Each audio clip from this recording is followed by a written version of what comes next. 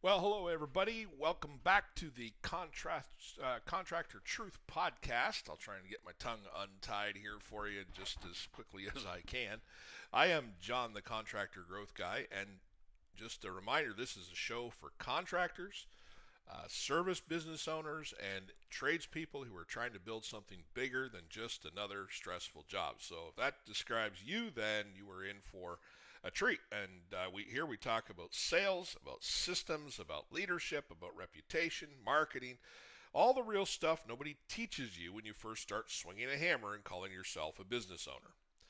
Because knowing how to build something, knowing how to do your trade, and knowing how to build a business are two very different things.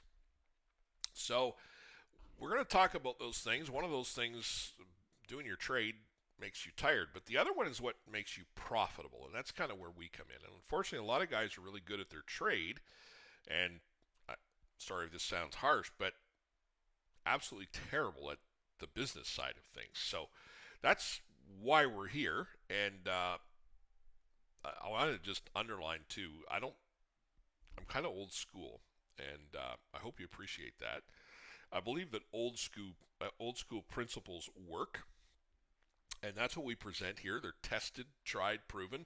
At the same time, there are new mediums that we use, and so we combine the old with the new here. There's no fake guru nonsense. I'm not going to rent a Lamborghini and give you motivational speeches standing next to it. I'm not some 22-year-old business coach explaining construction from his mother's basement, and I've never, carried a toolbox in my life. I actually was a contractor for many years, and I've been in your shoes, and I can't underline that enough. So these are just real conversations for real contractors trying to go. And if you're not already following me on Instagram, go find me at Growthscapes.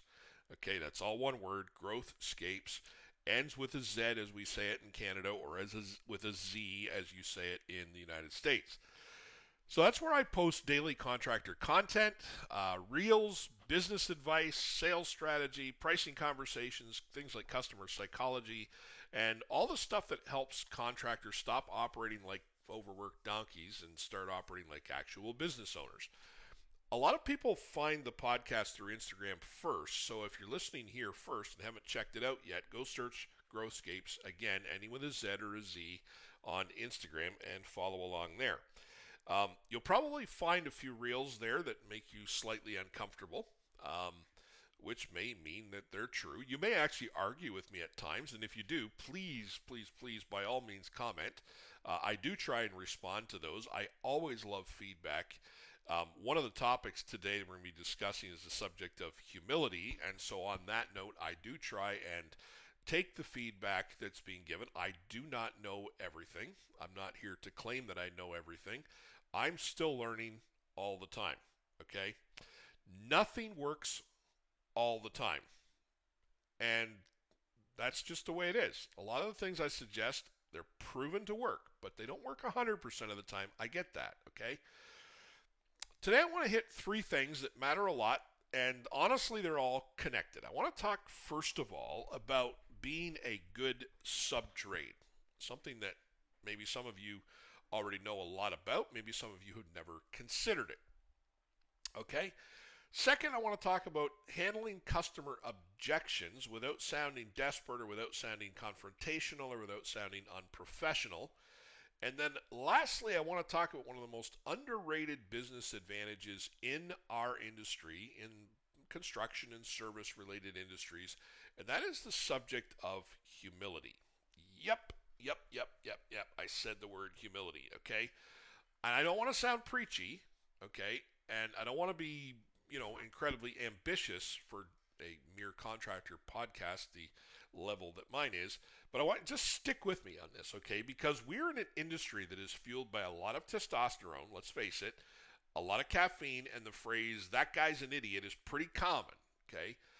Humility actually might be one of the strongest business tools that you and I have, okay?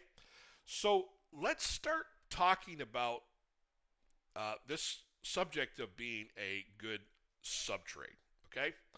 Obviously, I don't think I have to tell you that being a subtrade, really what I'm referring to is working for a general contractor as a specialist contracted by that general contractor to do whatever it is you do, whether it's HVAC, flooring, trim, framing, roofing, masonry, um, electrical, plumbing, you name it. Okay, there's a whole variety of subtrades that come into play in the construction business, especially. Okay, and this plays over into other areas as well, other service-related businesses. There's an application for this. There are a lot of contractors out there chasing every homeowner lead they can find. Okay, Facebook leads, you're on Marketplace, you're getting referrals from someone's cousin. The famous, my uncle said you do this kind of work lead, right? And there's nothing, don't get me wrong, there's nothing wrong with homeowner work. In fact, when I was a contractor, that's all I did, okay? And a lot of businesses start there, a lot of businesses stay there, and that's okay. But what we're talking about today is just how powerful it is to become an excellent subtrade, okay? Some of the strongest businesses I've seen within the trades, they're not trying to do everything, okay? They're specializing. They become the go-to roofer for the 5 biggest builders in town, or they're the go-to framing crew, or the go-to drywall team, or the go-to concrete guy. And once that relationship is built and solid, the entire game changes. Now, instead of constantly hunting for work, work starts finding you. You get calls, hey, we got another build happening. We got another hole in the ground. We're going to, you know what I mean?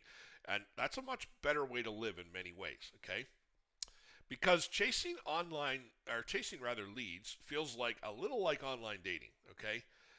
A lot of effort, a lot of rejection, and every now and then someone ghosts you or catfishes you after you thought things were going well.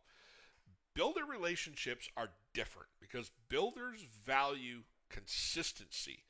They value reliability. They value a guy who answers his phone. So honestly, if you answer your phone and you show up when you said you would, you're already in the top 10 or 20% of this industry. I know that sounds like a joke, but unfortunately the bar is lower than it should be.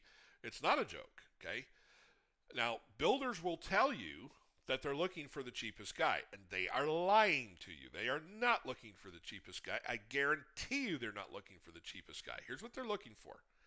They're looking for the guy who won't make them look stupid in front of their customer. That is the real value of a subtrade. Can they trust you? Will you show up? Will you communicate? Will you solve problems instead of creating them? Because every builder has had that subcontractor, okay? You know the guy, Lowball Leo.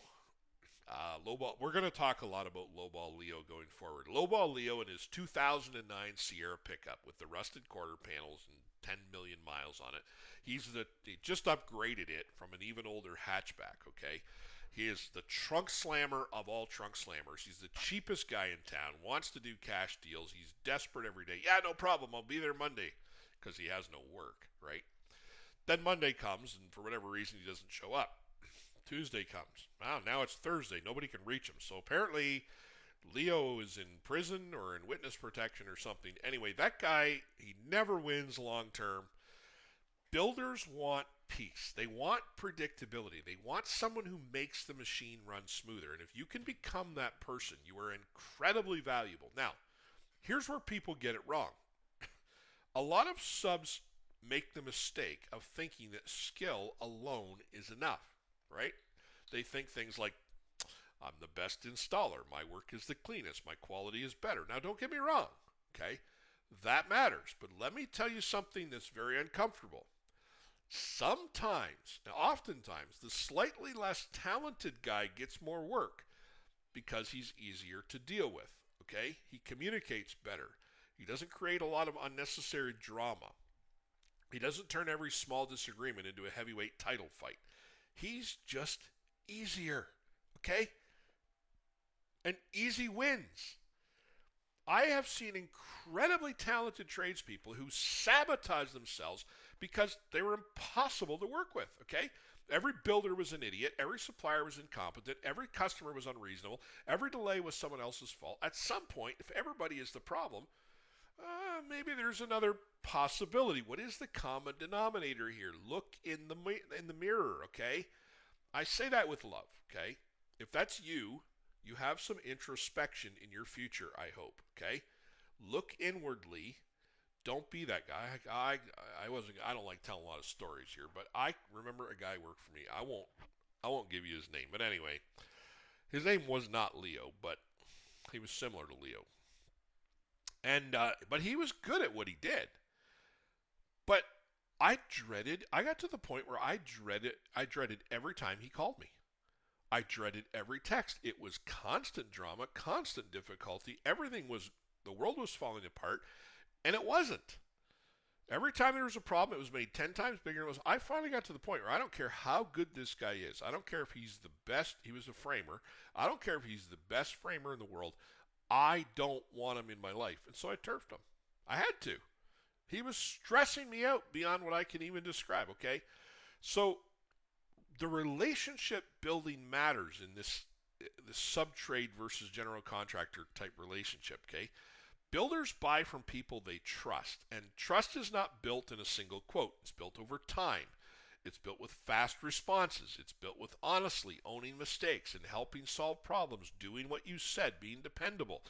Consistency beats charisma, okay? This could be another rant. I will try and rein myself in. Am I the only one that is sick and tired of the world of good vibes and good feelings, and everything's about good vibes and good feelings today? Okay. Nonsense. Okay. I was going to use another word, but this is a child-friendly show. Nonsense. Okay. It's ridiculous. Consistency matters. It beats the charisma every day.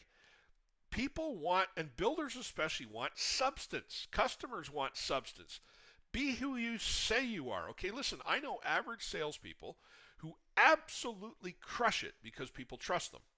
And I know some very smooth talkers with all the good vibes in the world. They could sell sunscreen and Tuck Toy Tuck in December, and they still struggle because 6 months after they start, nobody believes them anymore. This is a long game. Don't think one job, think 10 years. Think referrals, think reputation. Think, could my kids take over this business and have a better life than me? Think, would this builder recommend me when I'm not in the room? Because all of that stuff matters. And honestly, a little commercial break here. I think Rush Limbaugh used to call it an obscene profit break here. If you're struggling with where your business is leaking right now, why leads aren't converting, why your pricing feels weak, why your online presence isn't helping, I actually built something specifically for you, okay?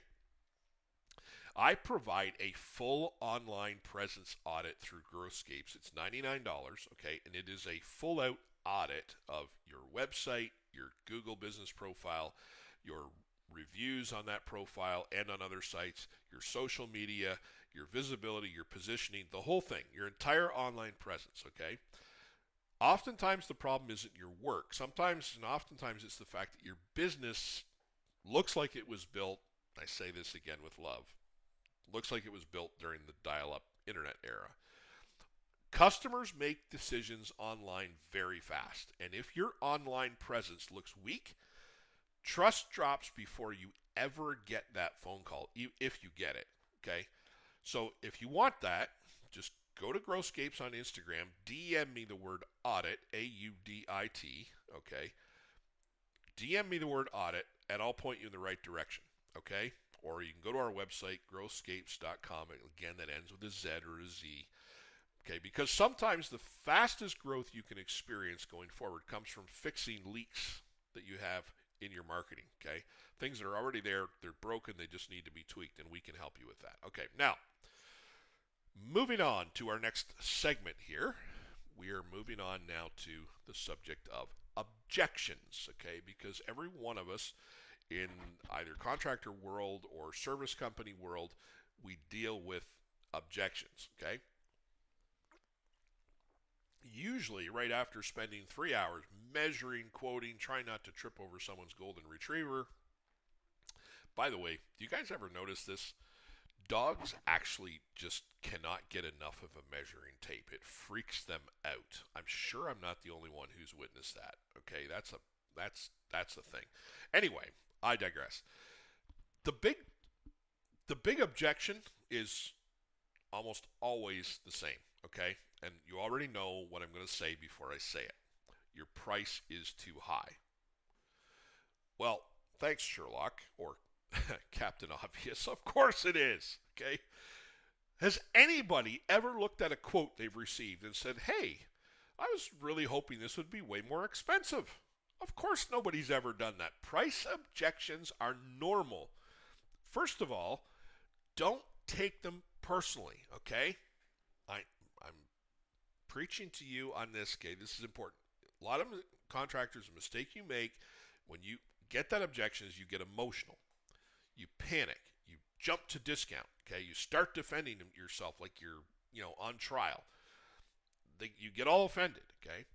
And you say something, off the cuff and angry, like, well, fine then, go hire, lowball Leo, and you go down that road, okay?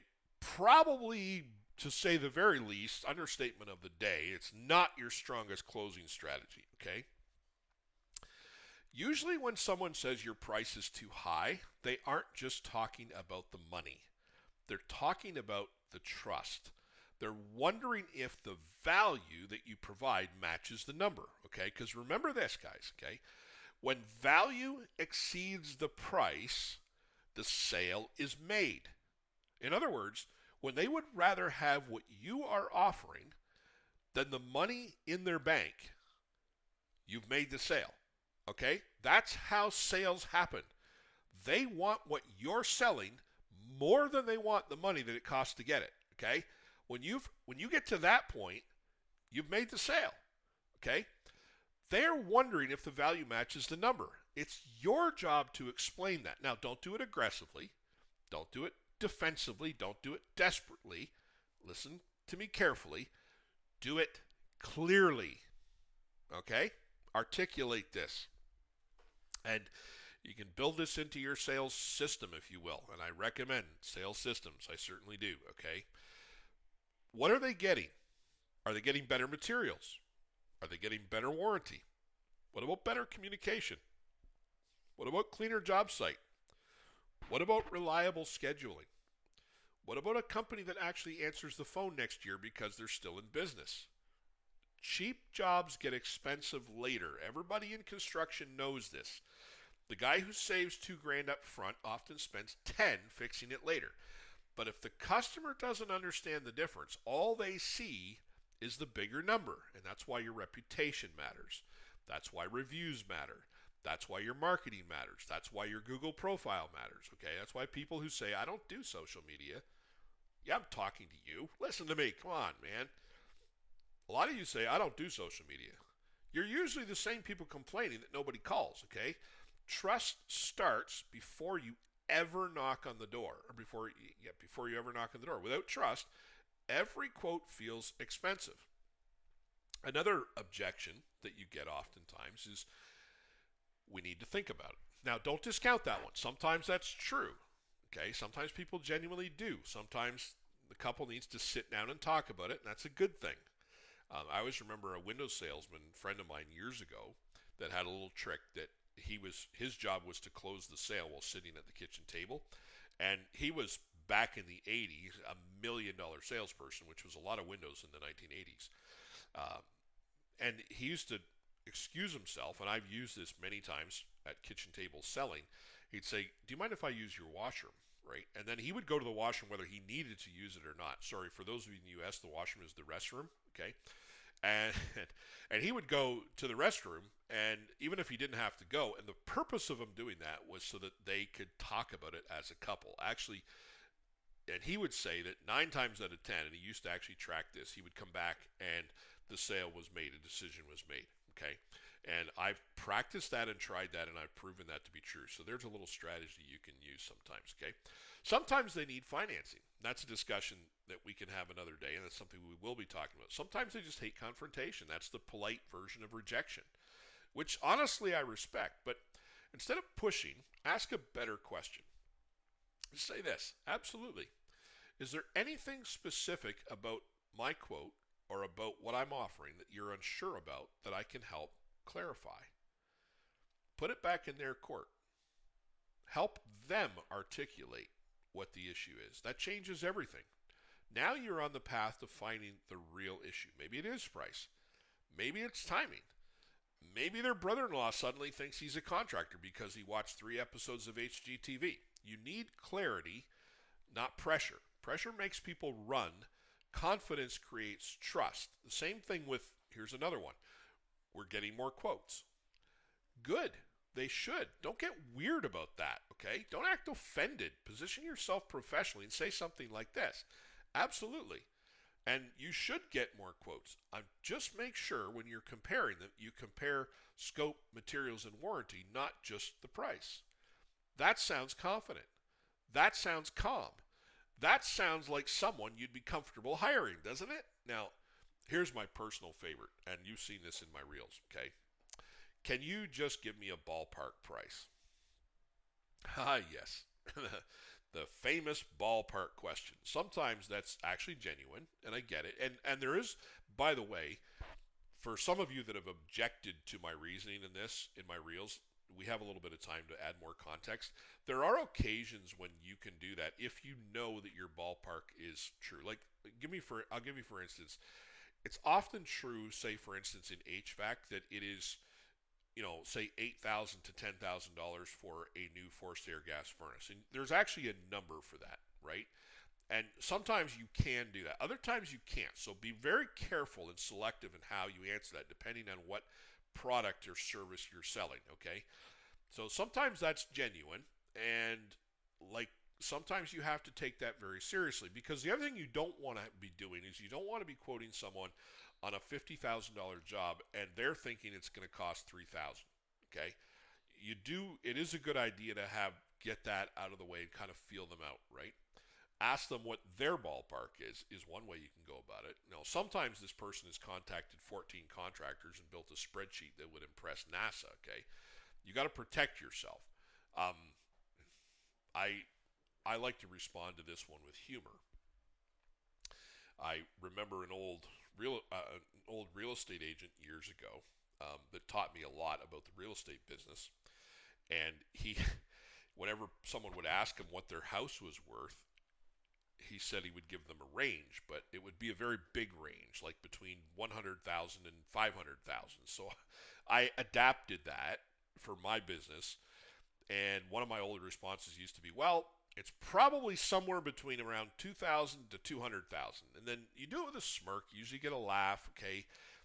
And it kind of breaks the ice a little bit, and you have a conversation. Another one I used to say was, well, I've never done a job over $500,000, and I can't imagine this is going to be over that. Again, sometimes humor helps a little bit, right? Because the point is this: you cannot responsibly price without understanding the scope, okay? People want certainty where certainty doesn't exist yet. So if you start throwing numbers around too early, when you aren't certain of those numbers can become permanent. And 3 weeks later, they're saying, well, you said around 12,000. Yes, Karen. Sorry, Karens. When I thought your deck was 10 feet smaller and it wasn't attached to the moon, right? Protect yourself. Qualify first. Ask questions first, then price. Confidence closes more jobs than pressure ever will, okay? And honestly, here's another profit break here, okay? Because this is something I can likely help you with. If you find that sales conversations are where you feel weak, or maybe any other part of your business you feel is a weakness, you know your work is good, but you're struggling with closing, with pricing, positioning your business, and so on, and basic strategy and systems and so on. That's why I offer a contractor strategy session, okay? And I didn't want this to be fluff, okay? It's not a strategy call, or rather a discovery call. It's a strategy call, okay? So there's a lot of preparation goes into this 1 hour strategy call.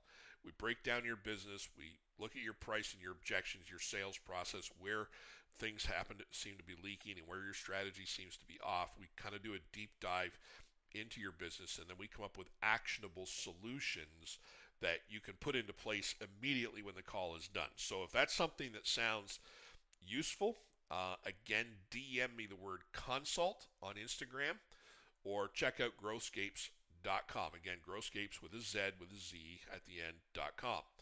because sometimes you don't need more motivation, you need clarity. Now,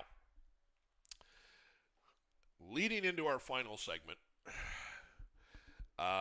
let's talk about this whole subject of humility, because I think this is a major issue with some people in our world. And maybe you've been on the receiving end of the lack of humility, or maybe you struggle with this like I have for many years. I think all of us have. Um, let's talk about this subject of humility. This might be the most important part of the episode, really. This is something that is near and dear to my heart, and something I've had to confront in my own life and my own character over the course of my life. I have a very dear friend, um, same age as my father, very good friends with my father. In fact, he's passed away a few years ago, and I miss him terribly.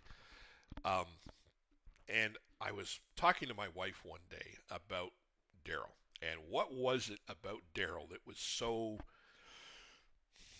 endearing? And she said to me that he is the most humble man she had ever met. And you know something? That was true. You couldn't offend him. You just couldn't. He was just humble. And I'll tell you, the example that he left of he had self-deprecating humor, but he was genuinely a humble man. Okay, this is something I've had to confront in my own life and my own character over the course of my life. Now, let's be real. Construction is a pride-heavy world, and in a sense, it should be. We're proud of the work that we do. Okay, it's a competitive world. It's very masculine. That may not be popular to say today. Listen, by the way, I'm all for women in the trades. Okay, it's actually something I want to highlight a little bit on this show, but it is, for the most part, a very masculine world. Lots of testosterone. It's full of people who strongly believe that they're the smartest guy on the job site. Okay, sometimes they are, but sometimes they're not. Okay, social media, by the way, has made this worse, and I've seen this in comments on my reels, right? Okay, you post a reel saying something, I'll post a reel something like, don't race to the bottom on price. Immediately 15 people appear in the comments like ancient prophets with all their wisdom. Nope, wrong, been doing this for 37 years, blah, blah, blah, blah, blah. Okay, sir, I just checked your profile. Your picture is a fish. You have 9 followers. Seriously, relax, okay, settle down. Everybody knows everything online. Everybody's an expert. Everybody has the secret. But real wisdom usually sounds quieter. See, arrogance is loud. Wisdom is calm. Humility isn't weakness. It's not insecurity. It's not letting people walk all over you. Humility is being teachable. You don't know everything. I've met some of the most advanced experts in the construction world, and most of them are very humble people, because the more they learn, the more they know they don't know. So it's all about asking questions, admitting when you're wrong, listening before speaking, taking responsibility quickly, give credit to others where it's due. It's understanding the difference between confidence and arrogance, okay? Confidence says, I know what I bring to the table, and I'm confident about that. Arrogance says nobody else belongs at the table, and that attitude kills growth, because the moment you think you know everything, you have stopped learning. And when you stop learning, you start declining. You don't stand still, you start declining. I've seen contractors with 30 years of experience who are still growing, and I admire them, okay? Not only were they good, they were getting better all the time. And I've seen contractors with 5 years of experience and 15 years of repeated mistakes, okay? Time does not automatically create wisdom. Teachability does. Attitude does. Humility also affects leadership, by the way. Nobody likes working with the guy who cannot ever admit fault, okay? He's never wrong. Nobody enjoys the owner who turns every mistake into a courtroom drama, okay? People respect strength because they trust humility. Customers do too. People can feel arrogance. Even if you never say it directly, that kind of attitude, and I've seen this so many times, I'm sorry guys, but if you put this out there, people are feeling it, okay? That, you know, that attitude, I'm doing you a favor by being here energy, you know? People feel that. They hate it. The best professionals I know are grounded. They're confident, yes, absolutely confident. Are they competent? 100% competent. But they're still teachable. They're still respectful. They're still able to say, hey, I missed that. That builds trust. That builds teams. That builds reputation. Honestly, some of the most successful people I've ever met were also the easiest people to talk to. I'm just thinking right now of, he's retired now, and I won't name him because many people in his region would know him and he'd be embarrassed. But he was one of the premier, if not the premier, home and cottage builder in the Muskoka region here in Ontario. For those of you that don't know Muskoka, it is um, it's a very expensive real estate in the Muskoka Lakes region of Ontario. Okay, it's beautiful country, beautiful homes, beautiful cottages. It's just an amazing area, and I think of this gentleman now retired, and he was just such a humble man. But he knew more about, he forgot more about building cottages in Muskoka this morning than I'll ever know. Okay, but he was a humble man, and he was just a delight to work with, and he was extremely successful. Okay. Some of the least successful people in this business are absolutely convinced they're geniuses. Now, there's a lesson here. If every conversation you have feels like a competition, you are exhausting people, okay? If every disagreement becomes a war, you are exhausting people. If every correction feels like an insult to you, you are exhausting people. And here's what happens. Remember the story I told you about the guy that worked for me that, oh yeah, he was like the best framer in the world, but he was exhausting. You know what happens? Exhausted people stop calling. They stop referring. They stop working with you. Humility is good business. Now, it's good for everything. It's not just good business. It's good relation. It'll be good for your marriage if you're married. It'll be good for your relationship with your family. It'll be good for your relationship with your friends. You will be amazed if you cultivate humility in your life. It keeps you coachable. It keeps relationships healthy. It makes your leadership better. It makes your life better. And frankly, it just makes you a better human to be around, which really should matter because business is not just about numbers. It's about people. Always, always, always people. So let's just land on this for this episode. Great contractors, I think this is the overarching theme that ties all our segments together. Great contractors are not built by skill alone. Skill matters. It absolutely matters. But reliability builds great subtrades. Confidence handles objections. Humility helps keeps growth possible. The best businesses are not built by the loudest guy in the room. They are built by the dependable one, the trustworthy one, the one who keeps learning, the one who understands that reputation compounds just like mistakes do. Skills get you noticed. Character keeps you in business. That's the game, okay? So thank you for listening. Thank you for tuning in to the Contractor True. I call it the Contractor Truth Show. It's Growscapes presents Contractor Truth, just some hardcore truth about our industry. If this episode has helped you, share it with other contractor friends who need it, okay? Not passive aggressively. Maybe don't even start with this episode. I've been a little preachy in here in this one. So, but go follow Growscapes on Instagram. And if you're one of the guys in the comment section who knows absolutely everything already, hey, thanks for the engagement. Okay, I genuinely appreciate it. But secondly, I'm sure you'll be explaining why I'm wrong shortly. So I do look forward to that. And I'll see you next episode. God bless.